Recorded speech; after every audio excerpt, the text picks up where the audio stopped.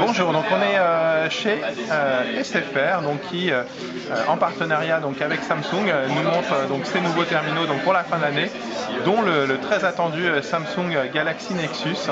Et donc c'est Isabelle qui est chef produit smartphone chez Samsung qui va nous le présenter. Bonjour, je vous présente là le Samsung Galaxy Nexus, qui est donc le deuxième produit Google Phone fabriqué par Samsung. Après le Nexus S. Après le Nexus S qui est sorti en début d'année. Quand je dis Google Phone, c'est-à-dire que c'est un produit avec une interface 100% Google, qu'il n'y a aucune surcouche opérateur ni surcouche constructeur. D'accord. Les applications qui sont là, je les ai récupérées directement sur Android Market. D'accord. On va montrer un peu le design, Isabelle. On va commencer par le design. Donc, au niveau du design, donc, on est sur un produit ultra fin, puisqu'on est sur du 8,94 mm d'épaisseur. D'accord. On va juste en profiter puisqu'on parle de l'épaisseur. On va montrer par rapport à Isabelle, on va le mettre par rapport à un Galaxy S2 pour montrer. On va juste essayer de les coller aussi pour montrer l'épaisseur, mais c'est quasiment la même épaisseur. Le Galaxy S2 est un poil plus fin, mais c'est infime. Voilà. Et puis au niveau du poids, tiens, au niveau du poids, on est sur du 178 grammes. D'accord. Mais bon, pour l'avoir pris en main, j'ai pas trouvé que c'était très lourd. 135 grammes. 135, oui, je me dis 132, ça fait plus lourd. Avec le plus gros, son grand frère, le Galaxy Note. Voilà. Donc on a dit 135 grammes, donc ça reste, donc c'est pas les 117 du Galaxy S2, mais ça reste assez léger en main. Au niveau du dos, on a une très belle matière hyper skin, donc qui vous permet d'avoir vraiment un toucher vraiment agréable. Un effet nid d'abeille comme sur le Galaxy S2, mais un peu plus prononcé là. Donc anti-trace et anti-rayures. Donc voilà au niveau du design. Avec bien sûr la particularité du Galaxy Nexus, c'est qu'il n'y a aucune touche physique. Tout à fait, il n'y a aucune touche. Ah oui, on va aussi montrer légèrement, si on arrive à le montrer sur la vidéo, l'écran est un peu incurvé, comme c'était le cas sur le Nexus S. Voilà, je sais pas si vous voyez, il y a une petite courbure comme ça, enfin c'est très léger. Hein. Honnêtement, si on vous le dit pas, et si on regarde pas, on le sent pas vraiment. Donc là, les touches, ils sont maintenant voilà, donc les touches sont allumées, d'accord. Alors au niveau d'écran, donc c'est quelle taille d'écran? Alors au niveau d'écran, donc on est sur un écran de 4,65 pouces. D'accord. Résolution, donc c'est du 720p.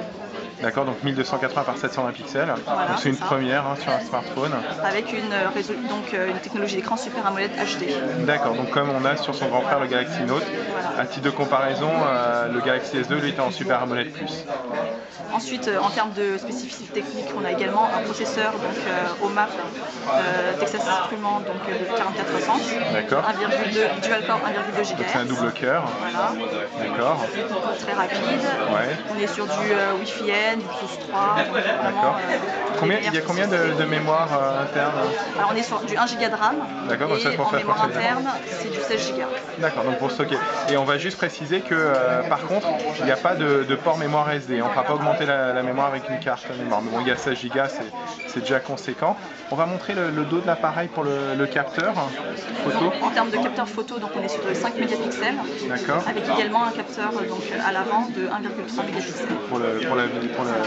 Ensuite, pour la vidéo, on est sur un lecteur et un enregistreur Full HD. D'accord, donc en 1080p. En 1080p à 30 images secondes. D'accord. Il n'a pas sorti HDMI, je suppose. Non. D'accord. Mais il doit sûrement être compatible MHL. A priori, d'accord. Bon, on suppose qu'il sera compatible MHL. De toute façon, on reviendra vers vous, on précisera, on demandera plus de précision. L'intérêt du MHL, c'est de pouvoir se connecter en HDMI, par exemple, et pour regarder, par exemple, des films ou des photos sur un téléviseur grand écran. D'accord, donc ça, c'est au niveau des caractéristiques. Donc maintenant, au niveau de l'interface, donc on est sur du Android 4.0, donc la nouvelle interface Ice Cream Sandwich. Voilà. Donc je vais vous montrer en fait toutes les nouvelles nouveautés qu'on a sur ce produit-là. Donc déjà, ça commence au niveau de l'écran de déverrouillage. Donc on va pouvoir avoir accès directement à la barre de notification. Sans avoir à déverrouiller le téléphone. Sans avoir à déverrouiller le téléphone. Ensuite, ici, vous avez donc accès directement à l'appareil photo en faisant un petit... voilà. J'ai une petite question. Est-ce qu'on pourra rajouter d'autres raccourcis dans le déverrouillage ou il n'y a que l'appareil photo? L'appareil photo. D'accord, ok. L'appareil photo. D'accord. Et si, alors juste pour revenir sur le déverrouillage, si on va à gauche, c'est sur l'appareil photo, et si on va à droite, c'est le produit. De façon classique, on arrive... D'accord, là où on l'a laissé. Donc là, on l'avait laissé sur l'appareil photo, mais si on était resté sur l'écran d'accueil, on serait sur l'écran d'accueil. D'accord, très bien. Alors, j'ai vu qu'il y avait une petite nouveauté sympa sur l'appareil photo, notamment la partie panorama. Oui, tout à fait. Donc, on peut le regarder tout de suite. Voilà, donc ici, vous avez donc la fonction panorama. On l'embarquait déjà sur nos produits Galaxy S2 ou autres, mais là, c'est une nouveauté, c'est un produit pure Google. Donc là, en gros... Voilà, donc en fait, on démarre. Et on a juste à se déplacer tout doucement comme ça. Il ne faut pas aller trop vite et en fait en bas on a une petite jauge qui nous montre jusqu'où on peut aller en fait. Voilà. Donc là, à un moment, il passe en cadre rouge quand on va trop vite. Voilà. Et après, voilà, il reconstitue la photo. Isabelle, est-ce qu'on a une idée de la résolution de cette photo en mode panorama? Non, je sais pas. D'accord. Je pense que ça, nous on a joué un peu avec, et a priori quand on commence à zoomer, bon, on voit que la définition est pas, mais c'est assez sympathique. C'est ça. Voilà. Et du coup, également, tant qu'on est sur l'appareil photo et vidéo, oui. Une des nouveautés, c'est sur la fonction vidéo. Oui. On va pouvoir avoir en fait tout ce qui est déformation des visages. Ah, on peut faire des effets, d'accord. Voilà. Et c'est une fois qu'on a pris la photo, bien sûr. En fait, il faut qu'on positionne, donc qu'on ait une tête devant, et puis voilà, automatiquement il va. Il fait l'effet en direct. Ah d'accord, on voit l'effet avant de prendre la photo. Ouais. Très bien, d'accord, c'est pas un effet après coup. Ça c'est une petite nouveauté qui est assez sympa. Également, on peut changer les arrière-plans, des petits effets là dans l'espace, coucher de soleil. Là, on va avoir une teinte un peu plus atténuée, etc. Très bien. Ça, c'est les petites nouveautés pour la partie multimédia. Ok. Revenons à l'interface. Donc, si je reviens sur l'interface, au niveau de la page d'accueil. Comme je disais, donc là les touches sont virtuelles, donc on a la touche retour qui est là. D'accord. La touche retour home, ici c'est le multitâche. D'accord. Voilà, ça va avoir récupéré toutes les fonctions, les dernières applications vertes. Ouais. Pour les fermer, donc soit j'appuie long et je supprime de la liste. Ouais. Sinon je peux directement faire sortir les envoyer. Ça c'est bien ça. Le sortir de l'écran. On les ferme très rapidement comme ça. Ok. Il faut dire que l'interface en fait de Ice Cream Sandwich, pour ceux qui n'ont pas encore vu, on va dire que c'est un mélange de Gingerbread qui était donc la version précédente pour les téléphones, la 2.3, et la version Nicombe, la version 3 pour les tablettes. Voilà. Ensuite, autre fonctionnalité nouvelle sur le menu, c'est tout ce qui est paramétrage des icônes qui sont en bas, hors la touche menu bien entendu. Donc là par exemple, je vais pouvoir mettre ce que je veux dessus. D'accord, directement comme ça. Complètement, en faisant un appui long et en remettant les icônes. Et il n'y en a que 4 en bas, il n'y a pas de déplacé comme ça. Okay. Ça reste fixe. Voilà. Ok, très bien. Donc autre nouveauté, c'est la création des dossiers. Il suffit de superposer en fait les dossiers directement. Voilà, directement. Et on peut renommer le dossier après? On peut renommer. Un dossier sans nom, je clique dessus et là je tape. On met le nom qu'on veut, d'accord. Ouais, ça c'est bien, c'est temps de le faire parce qu'il y avait déjà des gens qui le faisaient dans leur surcouche. Voilà. Okay, ça, là j'ai les applications par exemple Google qui sont ouvertes. Si je veux les enlever, il suffit de faire un appui long et de sortir l'application de. D'accord. Tout simplement. Ah oui, d'accord, c'est vraiment très simple. Ensuite, maintenant au niveau du menu, donc, on a une navigation horizontale qui est nouvelle. Sur le Nexus S, on était sur une navigation à la verticale. Donc maintenant, on est sur une navigation horizontale avec un léger effet 3D, vous voyez, quand je passe d'une page à l'autre. Ah oui, sympa.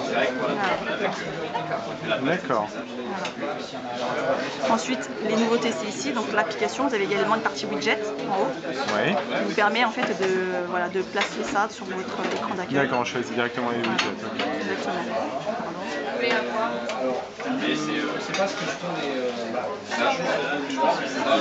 Ah, j'ai pas de compte messagerie. C'est pour ça qu'il me l'a refusé. Je vais en mettre un autre, je vais mettre Gmail. Voilà. D'accord. Ok. Alors, d'accord. Je crois qu'il a refusé parce qu'il n'y avait peut-être pas de Gmail configuré. Peut-être mettre l'horloge sera peut-être plus simple. L'horloge est déjà mise. Elle est déjà mise.